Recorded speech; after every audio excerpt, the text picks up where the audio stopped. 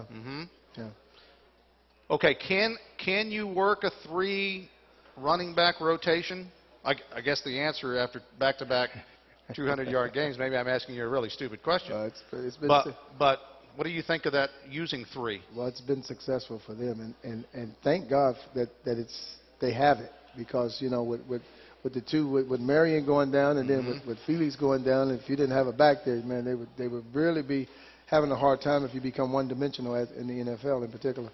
I'm not a big supporter of having 3 backs. I mean, I like, when I was playing, you can ask any of the great backs, they tell you get better, you get a better feel for what's going on the more you're involved on the field, being directly involved with it. You see the reaction of defensive players. You see the way they move on different formations. You just get a real better feel for what's going on. And coming in and out like that, obviously, you know, these guys are fresh.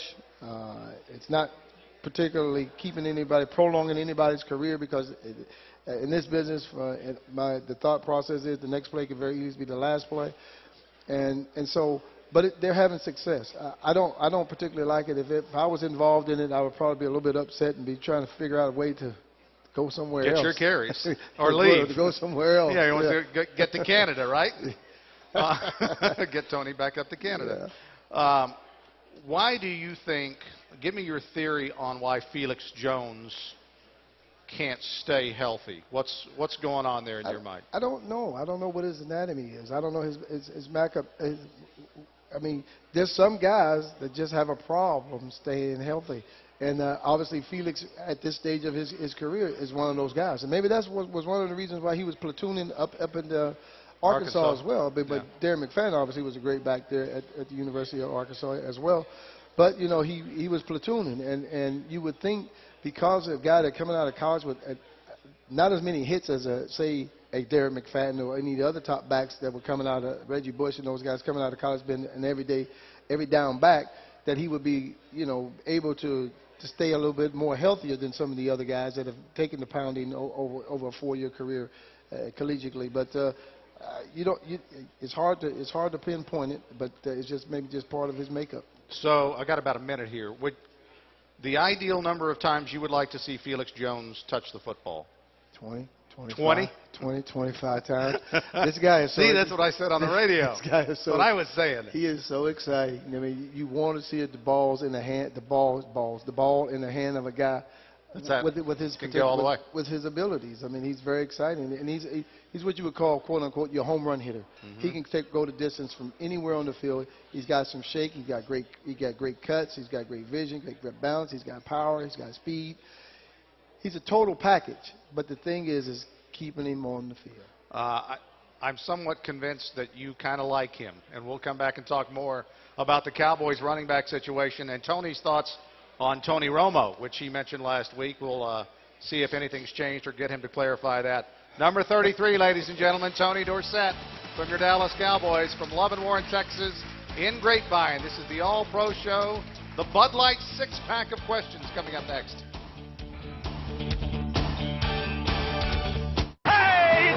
Football. Hey, you know what's wrong with your cooler? I'll tell you what, it's not a grill. I want you to say hello to the Bud Light Grueler. It's a grill and a cooler. Ring, ring, ring, ring. It's the future. Are we here? I think we are. It's a grill and a cooler? It's a grueler. Tailgate approved. Ed just had Verizon Fios installed, didn't you, Ed? Yep. Took like, what, 6 hours? A little over. It ripped up your yard. It's a mess. Hey, Ed, any extra fees? On top of everything? Huh? Yep. Extra fees? Yep.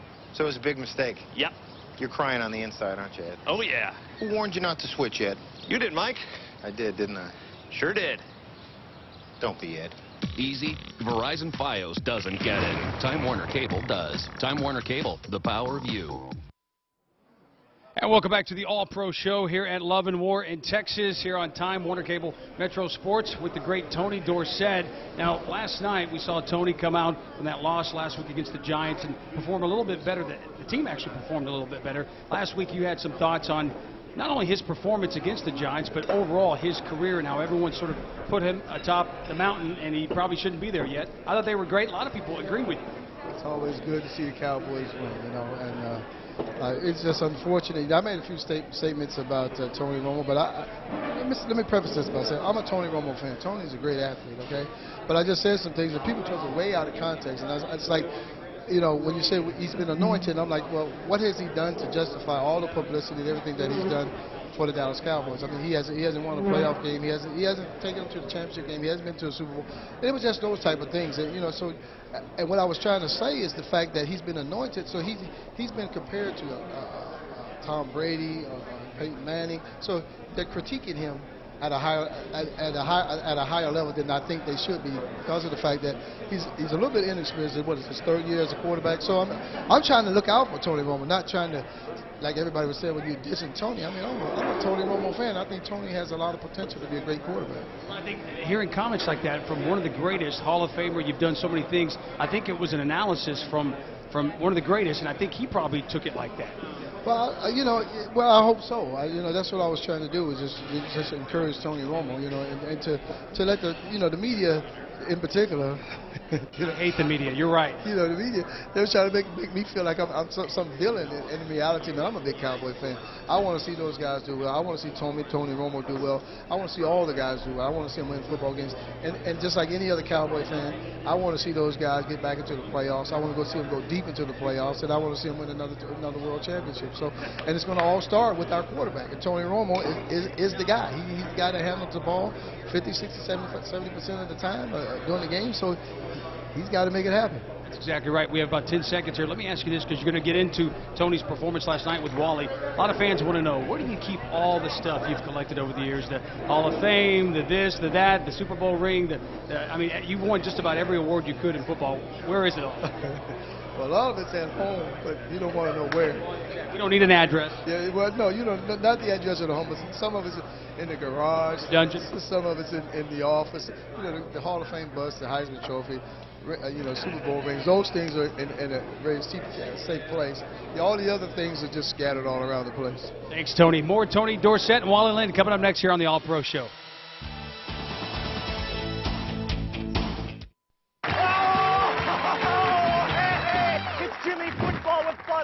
And I'm going to turn your next tailgate into an awesome gate. It all starts right here with these tailgate-tested treasures. Natural fake grass can koozies, we got them. Speaker in a box, kapow! A tailgate companion, bow wow! Just go to tailgateapproved.com and remember, Bud Light is tailgate approved. Look at this AT&T bill. What is with the complexity? My life was complicated enough. What is the code?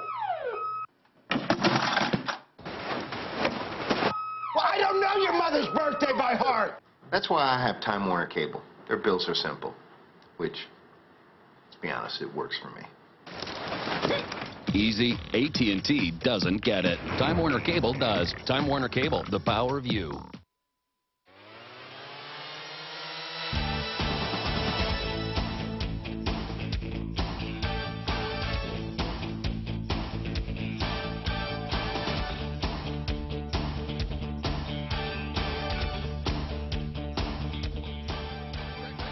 Ladies and gentlemen, give it up for Tony Dorsett of the Dallas Cowboys on the Cadillac stage.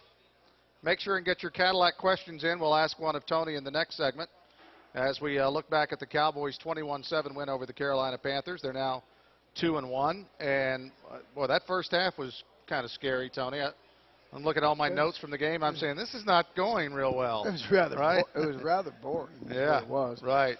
But fortunately for the Cowboys, they kind of came out and played a much better second half and got some. You know, the thing is you know, which was a little bit unusual, and it's been brought to everybody's attention, was the first two games, no turnovers, no sacks.